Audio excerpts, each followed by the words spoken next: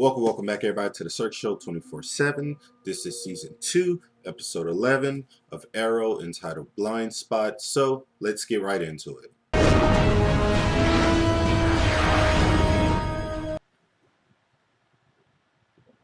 All right, guys. Before we get started, just to let everybody know, I'm gonna try to make this super quick, only because my computer's doing this weird thing where it's just shutting down. I don't know why. I think I need a new battery, but whatever. I digress. Now, this episode was okay. The parts I liked about this episode all came like towards like I guess the end, like the last like 15 maybe 20 minutes. No, not 20. Maybe I say the last like 15 minutes were really good. That's what I really enjoyed. The other stuff in this episode I could have done without. It was just one of those episodes where I thought it was still good. Don't get me wrong, but for some reason I just expected more. But I think everything I expected came towards the end, so that's why I was okay with this episode. But this episode has to do with like Laurel. She knows who she knows who Sebastian is. She knows he's like this evil guy. He killed his father.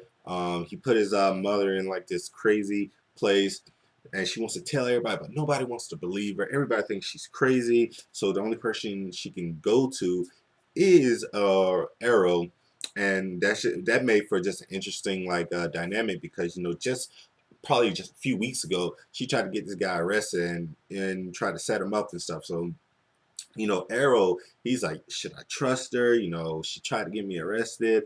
Like, is she really there? Is she, I'm forming this like good relationship with Sebastian now. We have like this agreement to where we can help each other out. So, Arrow and Oliver, they're kind of taken aback by it, but he has like as the title says, he has this blind spot for Laurel, and it kind of clouds his judgment sometimes. So he's willing to go with it, and that's where just the craziness ensues in this episode.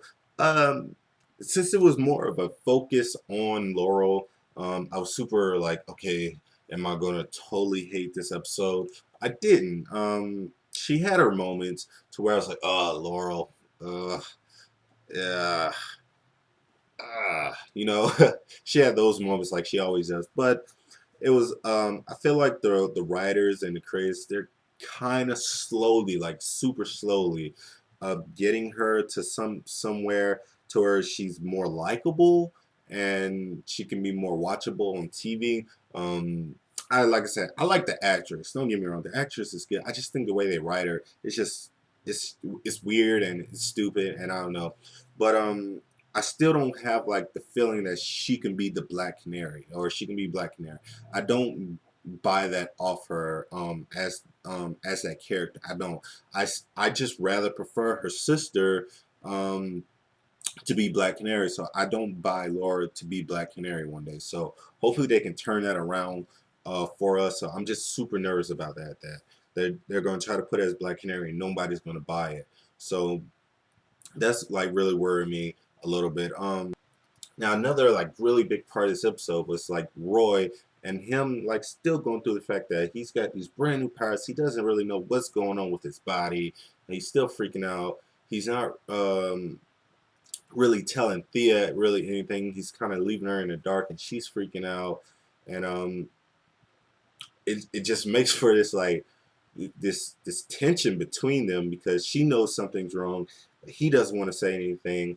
And he ends up going on like to his own mission, because he's like, well, I got these powers and stuff, maybe I should start just saving people. I don't need the arrow anymore. And he damn near kills a guy. And he sees that, okay, all these powers and stuff, and like this anger, this built up anger and stuff, he doesn't know what's happening, he can't control it. And I really like the fact that he understands that, and the only person who can actually help him is Arrow, and Oliver sees this, and he's been kind of watching Roy off in the distance, so he sees that, okay, something's really going on with him. I need to kind of investigate this. And towards the end of this episode, what that parts that I did like with Roy, and the whole like towards the end of this episode, where he goes to Roy and says, yo, you're going through some stuff. I think I'm the only one that can help you. I think I'm the only one that can kind of channel all your anger, channel all this so you can control it. and that's what's going to set up, you know, him to be the Arsenal, Red Arrow, whoever. And that's what I'm super excited for. That now, like, it's been so long that they just been building up to this. Now it's starting to pay off.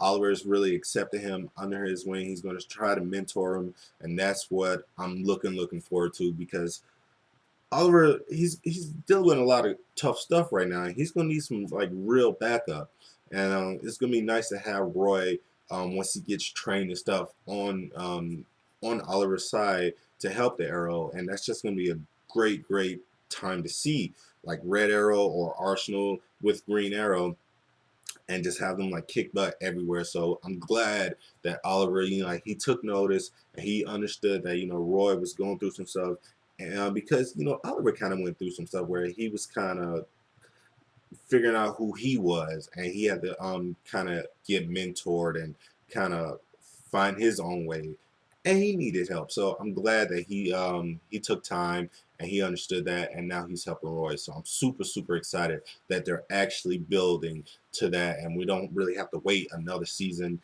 till they then start building to it. Now they're building to it. They put the building blocks there, and now we're getting to some of this road, and now we can see some of it. So I'm super excited about that. I did think it was like really cool how towards the end of the episode kind of played out with the whole brother blood thing, and how um he Sebastian actually had somebody else like go in as a brother blood, and basically sacrifice himself for, I guess, their cause, to, you know, kind of keep Laurel and Oliver off the trail. So I thought that was really cool, and you know, he's got some dedicated fans, or I mean, he's got some not dedicated fans. He's just got some dedicated people to where he can actually do that, and they'll be okay with like, yo, I need you to basically kill yourself, so I'm in the clear. So this chick will, you know, just leave me alone about all this other random stuff. So I thought that was pretty cool. I love the fact that we got to see some more like present day Slade, because he just eats up the scene. He doesn't have a lot to do right now, but when he's on the scene, you can tell that his presence is like felt, like, and he means business, and he has that respect with everybody, and everybody fears him. And it was just such a great scene, like towards the end, when you got to see him in his brand new suit, brand new mask, like a new updated mask, just kicking butt and taking names, and you're just telling Sebastian like, yo, don't screw up anymore, because if you do, I'm gonna have to kill you. So I'm super excited about this. This episode, like I said, it started off really slow for me, but it ended on a very high note, to where we have a lot to look forward to. So I'm super excited to see what's all to come. So what do you guys think about this episode? Please like this video, comment, subscribe, tell me what you thought, and as always, this is the Cirque Show 24/7. Be easy.